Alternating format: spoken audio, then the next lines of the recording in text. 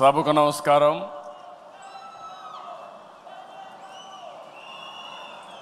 గట్టిగా అందరం కూడా ఎన్టీఆర్ అంటే గట్టిగా మీరు అమర్హయని గట్టిగా చెప్పాలి. రీసౌండ్ రావాలి. మీ నియోజకవర్గాల్లో కూడా ఈ శబ్దం వినిపించాలి. ఎన్టీఆర్, ఎన్టీఆర్, ఎన్టీఆర్, తెలుగుదేశం, తెలుగుదేశం, తెలుగుదేశం.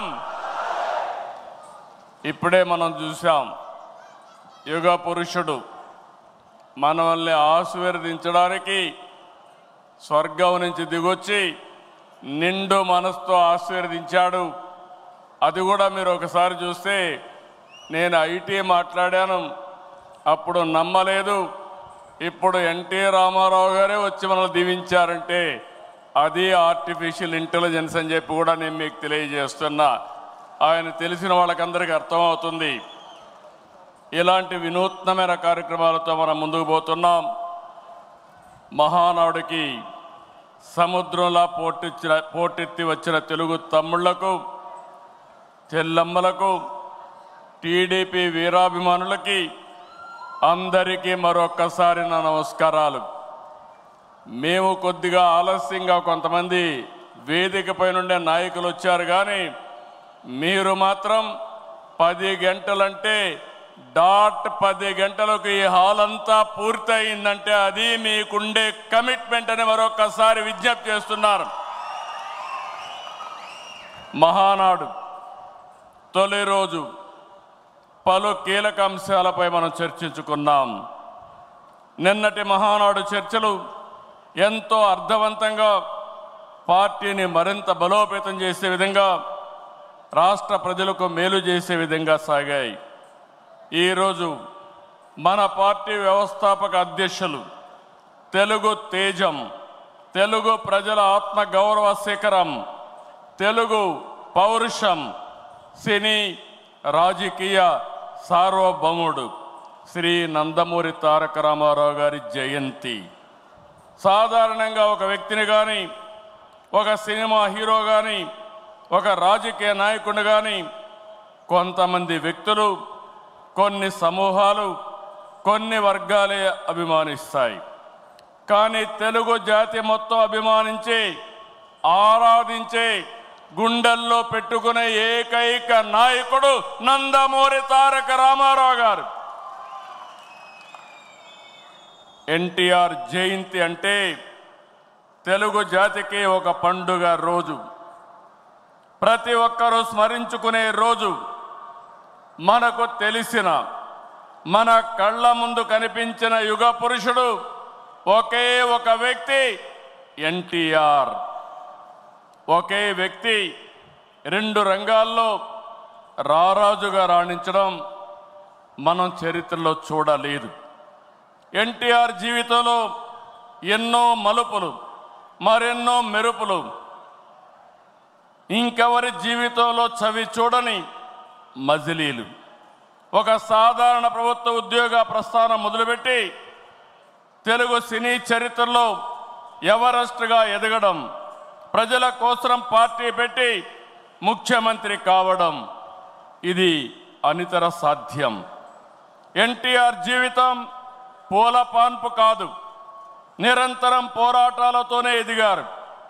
స్వీయ క్రమశిక్షణ, నీతి నిజాయితీ, పట్టుదల ఆయన ఆయుధాలు. పాలు అమ్ముతూ చదువుకున్న, ప్రభుత్వ ఉద్యోగం చేసిన, సినిమాల్లో నటించిన, రాజకీయాల్లో వచ్చిన, ఆత్మ గౌరవాన్ని, ఆత్మాభిమానాన్ని వీడని నాయకుడని చెప్పి కూడా నేను మీకు తెలియజేస్తున్నా. ఒక సామాన్య రైతు బిడ్డగా పుట్టి 33 ఏళ్ళు వెండితెర జీవితంలో 13 సంవత్సరాలు రాజకీయ జీవితంలో అద్వితీయ చరిత్ర సృష్టించారు. అందుకే ఎన్టీఆర్ పేరు తలుచుకుంటే చాలు నరాల్లో ఉత్తేజం వస్తుంది. కొండనైనా ఢీ కొట్టగలిగినవి ఆత్మవిశ్వాసం వస్తుంది, పట్టుదల వస్తుంది. ఆ పేరే 3 అక్షరాలు ఎన్టీఆర్ అని మరొక్కసారి తెలియజేస్తున్నా. ఎప్పుడైనా ఎన్టీఆర్ విగ్రహం ఆయన ఒక్కసారి చూసి, ఆయన రూపాన్ని చూసి మీరు ఏ సంకల్పం చేసినా అది సాధించే శక్తి సామర్థ్యం మీకు వస్తుందని మరొక్కసారి విజ్ఞప్తి చేస్తున్నా.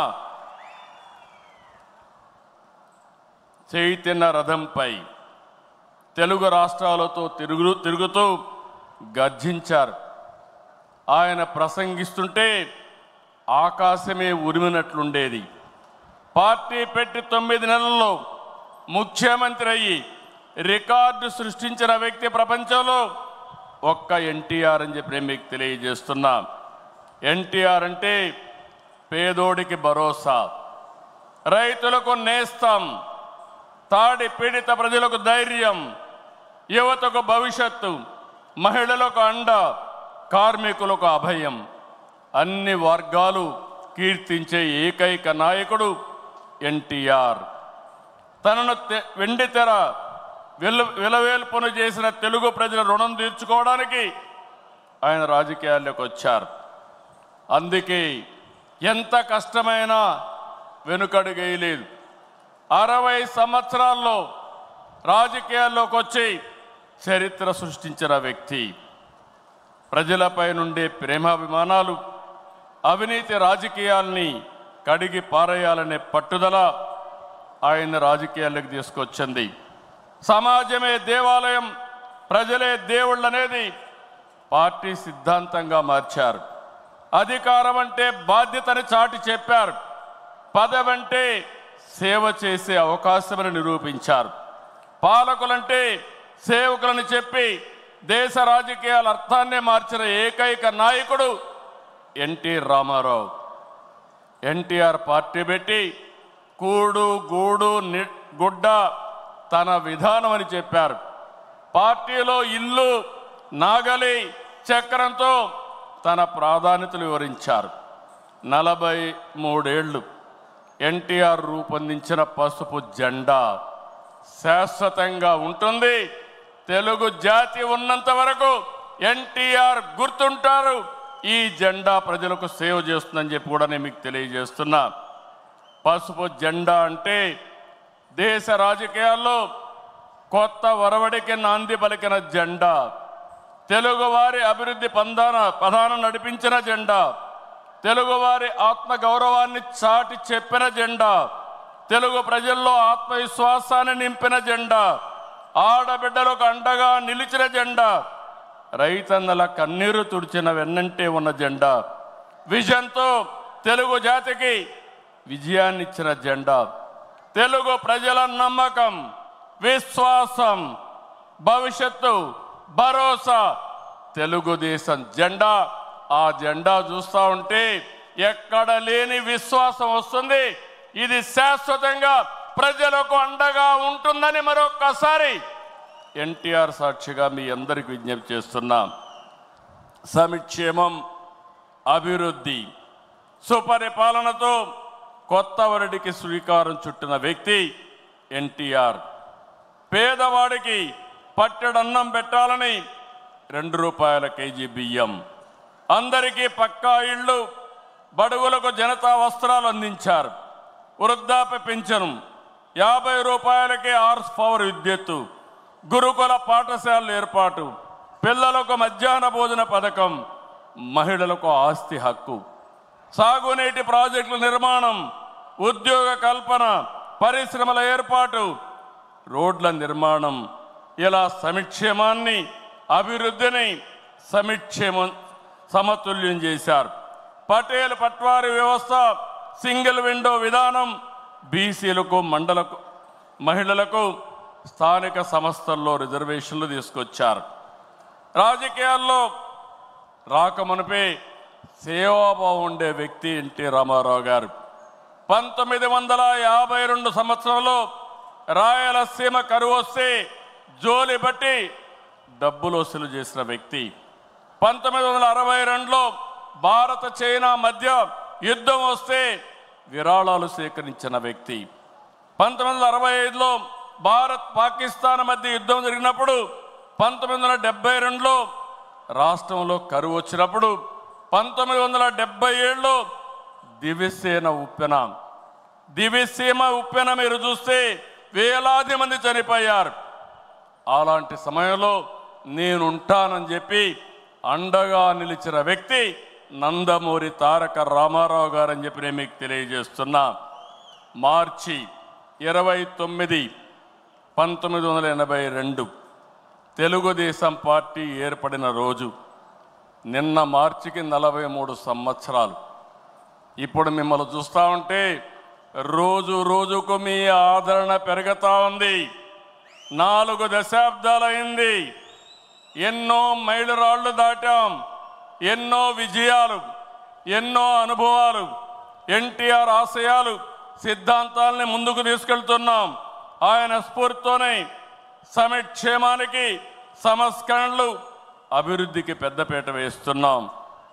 2024 ప్రజలిచ్చిన తీర్పు, విధ్వంసం నుంచి అభివృద్ధి వైపు ముందుకు పోతున్నాం. పేదరికం లేని సమాజం కోసం మన నాయకుడు తప్పించారు. ఆయన ఆశయం కోసరం నేను ఒకటే ఆలోచించాను, శాశ్వతంగా జీరో పావర్టీ. అంతేకాదు, శాశ్వతంగా పేదరికం లేకుండా చేయడమే కాకుండా ఆర్థిక అసమానతలు తగ్గించి ప్రతి ఒక్కరి జీవితంలో జీవన ప్రమాణాలు పెంచాలనేది తెలుగుదేశం పార్టీ సంకల్పం అని చెప్పి కూడా నేను మీకు తెలియజేస్తున్నా. అందుకే నిన్నే మనం చూసాం, ఈరోజు కూడా మనం కంటిన్యూ చేస్తున్నాం. నా తెలుగు కుటుంబం 6 శాసనాలు, ఈ 2 కూడా ఒక గేమ్ చేంజర్గా తయారవుతాయి. నేను ఏమాత్రం అనుమానం లేదు, మీలో స్ఫూర్తి చూస్తున్నా. ఎన్టీ రామారావు గారి ఆశీస్సులు ఉన్నాయి. మనం అందరం కష్టపడదాం. 2047కి ప్రపంచంలోనే ఒక అగ్రజాతిగా తెలుగు జాతి తయారవుతుంది. ఇది ఒక సంకల్పం.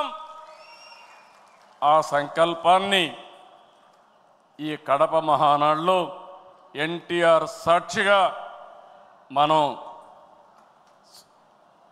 అందరం కూడా సంకల్పించి ముందుకు పోవాలని మరొక్కసారి కోరుకుంటూ, అందరం కూడా ఎన్టీ రామారావు గారిని ఒక్కసారి తలుచుకొని ఆయన ఆశీస్సులు మనందరిపైన ఎప్పుడూ ఉండాలని మనం అందరం కోరుకుంటూ, ఈరోజు ఆయనకు ఘనమైన నివాళులు కాకుండా గర్వపడే విధంగా ఎన్టీఆర్ మా నాయకుడు, ఎన్టీఆర్ తెలుగు బిడ్డని గర్వంగా చాటి చెప్పుకుంటామని మరొక్కసారి మీ అందరికి విజ్ఞప్తి చేస్తూ అందరికీ నమస్కారాలు. Thank you.